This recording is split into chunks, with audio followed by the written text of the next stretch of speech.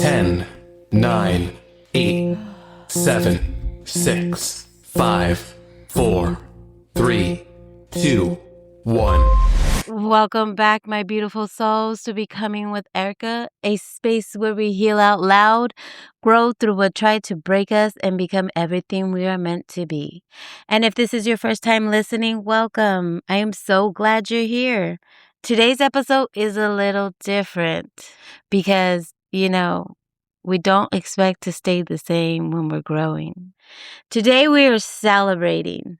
Not because I hit a huge milestone, not because I'm famous, because I'm not so far from it, but because I finally realized something.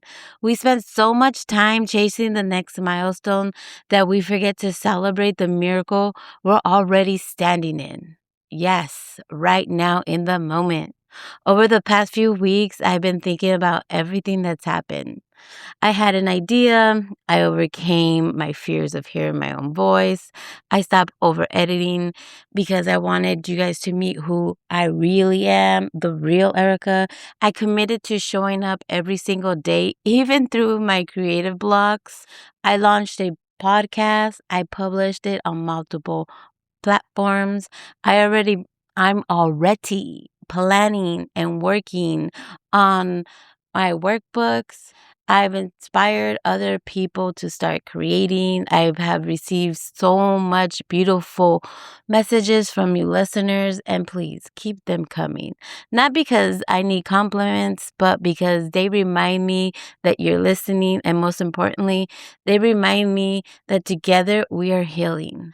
Those messages remind me that if I can reach one person, this is bigger than me. And I Googled myself. To my surprise, Google had some nice things to say about my podcast. That may not be a big thing to anyone, but that made me happy. Sorry. Goodness, somebody get me water. Oh, yeah, I forgot. This is a one-man show. That may not be a big thing to anyone, but that made me happy. That, oh my God. Okay, hold on. I need water. Sorry about that. I usually have my water right here in front of me. I don't know what I was thinking. I guess all this excitement and celebrating, I forgot like the littlest, easiest step. Bring your water. But like I was saying, I Googled myself, and to my surprise, Google actually had some nice things to say about my podcast. And Google acknowledged me. How awesome is that? Can we get like a cheering effect here? Because I feel like it's deserved. It's needed. Yes.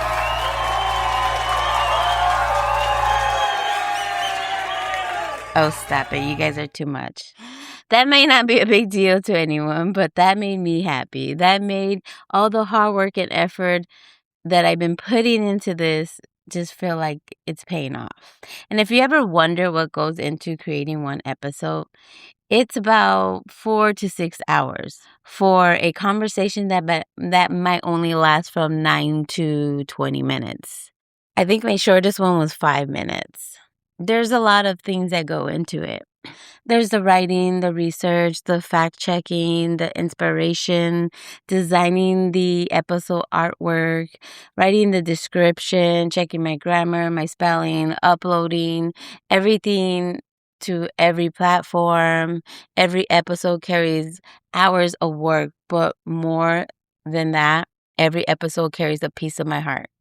And I would do it all over again if it helped just one person. If that one person felt seen, heard, understood, connected, loved, valued, then every second is worth it.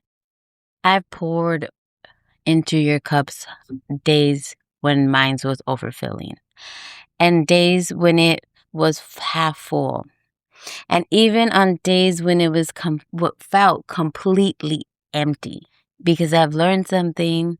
Sometimes the best way to keep healing is to keep helping.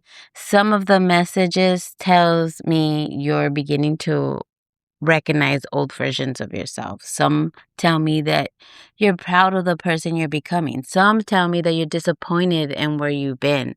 And all of these feelings are welcome here. That's what healing out loud looks like. For a long time, I used to ask God, why? Why did you let these things happen to me? Then one day, my perspective changed. Of course, it was when I was sitting in church listening to one of those messages, those one powerful ones that feel like that the pastor is looking straight at you and talking straight deep into your soul. Yeah, it was one of those days. And I realized something so simple yet so life changing. My mind had always been focused on what happened to me instead of what was happening around me.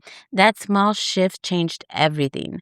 I remember one night sitting on my bedroom floor, completely overwhelmed, replaying every painful moment in my life and asking God, why? It's why is this all happening to me? I felt so stuck in that question, like if I was drowning in it. But as I sat there in silence, something shifted. I started noticing the little things I've had overcome. The Not only that, like I had overlooked the friend who checked on me that day, the strength it took to get out of bed, the quiet peace that slowly replaced my anxiety. In the moment, I realized God has not abandoned me in my pain. He had been surrounding me with support, growth, quiet reminders that I wasn't alone.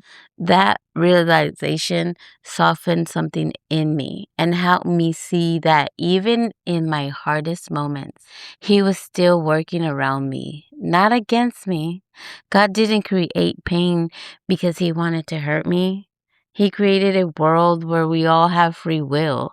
People make choices, I make choices, and because He loves us, He continued placing opportunities, people, lessons, and moments around us to guide us towards Him. Sometimes I listened, sometimes I didn't, but He never stopped pursuing me. Every choice has a consequence, every path leads somewhere. And even when I chose the wrong road, God never stopped creating another opportunity for me to choose a better one. I truly believe that He whispered something in my heart. It was probably the day that the pastor was looking straight into my soul and calling me out, because that shift in that mindset was so powerful. He whispered, Erika, can you stop long enough to see what I've already done? That shook me in my seat. That changed me. Erase. Because when I was still enough to hear his voice, I stopped only seeing what had happened, what I had lost. I started seeing everything he had been building. He took the good, the bad, the joy, the heartbreak, the strength, the pain, and somehow he was using all of it to create these conversations with you, to inspire, to guide, to remind, to connect. And that's what's worth celebrating. A few weeks ago, becoming was a few weeks ago, becoming with Erika existed only in my heart. Like literally, it was just a thought. It was like something nobody knew about. Maybe people heard that I wanted to start a podcast, but like I remember some people asking me, like, what do you want to talk about? I know exactly what I want to talk about, but I was afraid to admit it out loud because I thought it was silly. I thought, why put effort in the mind shift, or why put effort into somebody becoming something? Like that's their own journey to go through. But no, it's not. It's a journey that, we are not all meant to walk alone. Yeah, sometimes we have to. But what if we had a place where we didn't have to be alone? Because we're not created to be alone, remember? It's in the Bible. So if I had a place where becoming became a lot easier, safer, and more like I'm not the only one feeling, why not? But yeah, I was afraid. And I'm not gonna not admit to that. I was scared to, you know, But today someone can reach my name and find me on Spotify, Apple Podcasts, Pandora, iHeartRadio, Amazon Music, not Amazon, I think it's Amazon Audible, YouTube, Podbean, which thank you, Podbean, for giving me my platform to start, and many more. Like, I challenge you to go search Becoming with Erica on any platform or podcast that you listen to, and then come tell me that no, you're not on this, and we will fix that. Now, that's a milestone, not because I'm chasing fame, but because every one of those platforms represent one more opportunity for someone to stumble across hope, one more opportunity for someone to feel seen, one more opportunity for someone to remember they're not alone.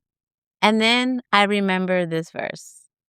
In Zechariah 4:10 says, "Do not despise these small beginnings, for the Lord rejoices to see the work begin." That's beautiful. Think about that for a moment. Do not despise these small beginnings, for the Lord rejoices to see the work begin. The Lord doesn't want you to wait until the work is finished to rejoice. He rejoices when the work begins. When you step up to the plate and say, I'm going to jump in this with all faith, not knowing the outcome, not knowing if this is going to actually work, not knowing if, no, there's no prediction there. There's no guarantee. There's no, you're going to make it. Just begin. How many of us are waiting until we reach the finish line before we celebrate ourselves? When God is already celebrating the fact that we had the courage to start, that changes everything, because success isn't measured by the downloads.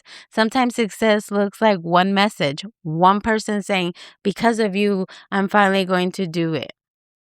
That message reminded me why I started Becoming with Erika. Not so people can become me, but so they could have the courage to become themselves. And again, not alone. I think we underestimate the ripple effect of obedience. When we choose courage, someone else sees what's possible. When we choose healing, someone else believes healing is available. When we choose to begin before we're ready, someone else realizes they don't have to wait either. I never imagined that simply pressing publish on my very first episode would inspire another woman in Miami to take a leap of faith and start her own podcast.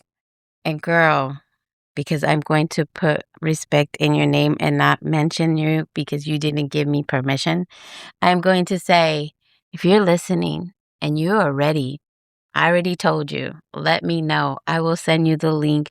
I will send you everything that I've done that has been a mistake. Everything that I did wrong, you don't have to do because I already did it for you. I will show you.